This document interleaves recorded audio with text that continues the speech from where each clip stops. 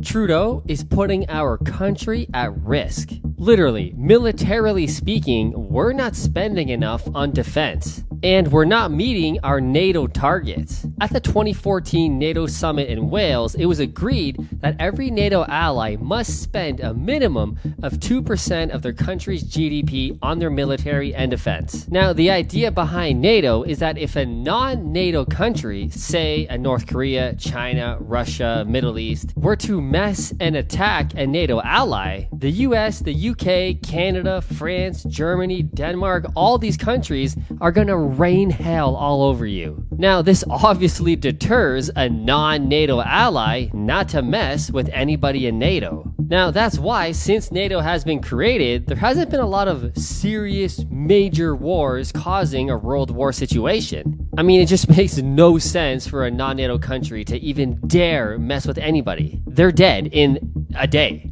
He died like a dog. He died like a coward. The world is now a much safer place. Problem is, Canada and a lot of other NATO countries aren't meeting their minimum agreed target of 2% GDP, but they still expect the full support of the USA should anything happen. I mean, the US military makes up 43% of all of NATO. And not surprisingly, the US allocates 3.5% of their GDP towards military and defense. And they've really been the big brother protecting the entire planet and all of the NATO allies. Now, this went on for quite a while in most of Obama's presidency, but when Donald Trump came into office in 2016, he looked at the financial statements and said, what the hell's going on here? Why are we paying and covering for all these countries? And he was right. And he put a lot of pressure on Canada and other countries to meet that deadline. But the surprising thing is the Biden administration is holding Canada to account. It's acting like Donald Trump did. It wants that 2%. So after the US government has recently been scolding the Canadian government, what was Trudeau's response? Okay, by 2032, we hope to be in a position where we can finally spend 2% of our budget. Right now, we're only spending about 1.35%. But in a moment of deep global uncertainty, Canada and the US know that they can count on each other. And that's really important. the fact that Trudeau put out this long date into nowhere land and it still said maybe he's full of shit. And the U.S. government was not too happy with that response. 24 U.S. senators signed a bipartisan letter calling on Ottawa to spend 2% of GDP on defense by the end of the decade. Now, Canada says it's committed to reaching its NATO target, though that doesn't appear to jive with reality. Here are the numbers. Right now, Canada is nowhere close and actually falls near the bottom of that list. What could happen to Canada if we don't start meeting that 2% target? And if the USA starts really holding us to account, what does that mean? Canada is now in the top 5 NATO allies when it comes to absolute spending on defense increased since 2015. Only if Donald Trump gets elected.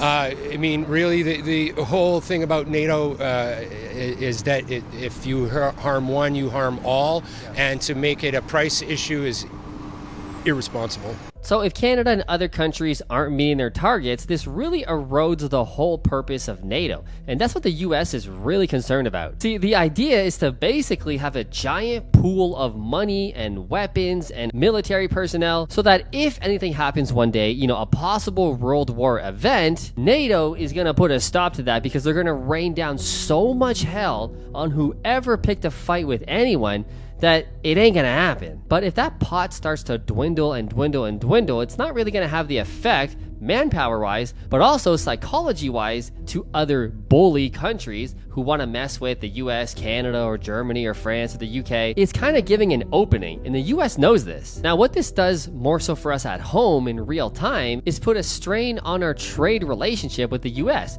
Canada is the biggest trading partner, and we're soon losing that title, actually. Mexico is becoming America's biggest trading partner faster and faster. But right now, Canada is the biggest trading partner with the US, and we have a great relationship. We're basically the brother of the US.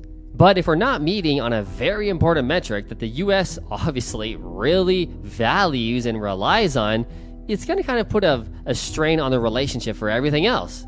for our oil industry, for wood and water and everything else that we import and export, we don't want to piss off our brother, our bigger, badder American brother. So not only can this have obvious attack repercussions, this can also hurt our economy, because if the US decides to slap tariffs on us, to charge us more premiums for importing and exporting because they're pissed off at us to make up maybe that 2%, sounds like something Donald Trump would do actually, that's not going to be good for the workers here in Canada, for our industries, for jobs. It's going to put a real strain on the economy.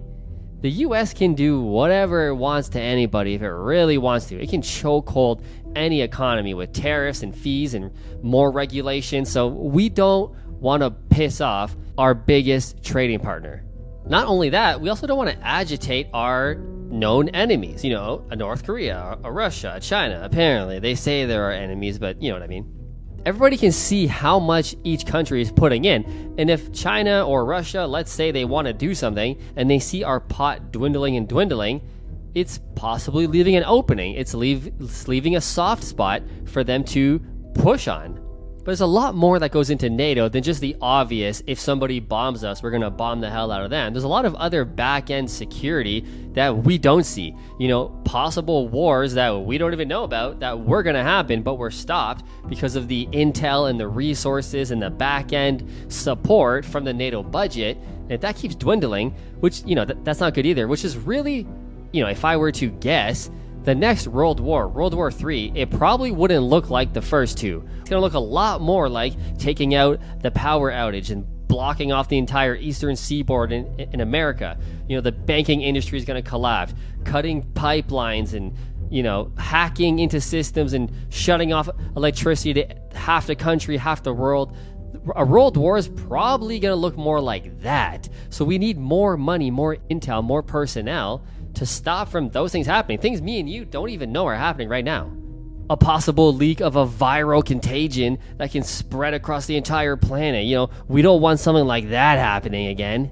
And last but not least, the real threat to Canada is just being vulnerable. Again, if the US, in a sense, ditches protecting us because we're not keeping our end of the bargain, we're not putting in the pool, and let's say somebody does attack Canada, cyberly or with missiles, and the U.S. kind of turns a blind eye and says, well, fuck you guys, you guys weren't putting in the budget, we're not coming in to save you now, fight it on yourself, take care of yourself.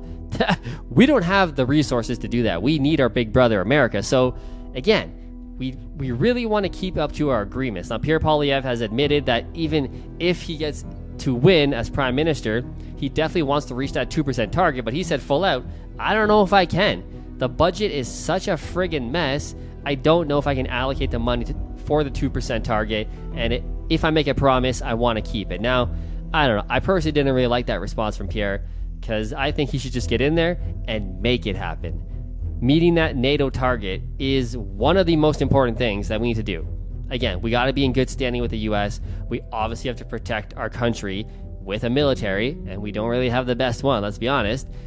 I don't know. It's easy for me to say, but if I was running for prime minister, I would say if I get in, we are meeting that target within a year or two. I'm going to make it happen. I'm going to cut whatever I got to cut to make that happen. And that would look good in the eyes of the U.S. We would be more respected by the U.S. And, that's what we want. So anyway, let me know what you guys think. Is this a major thing we should be worried about? Are we screwed if there is a world war event or just any domestic war? What do you guys think? Let me know.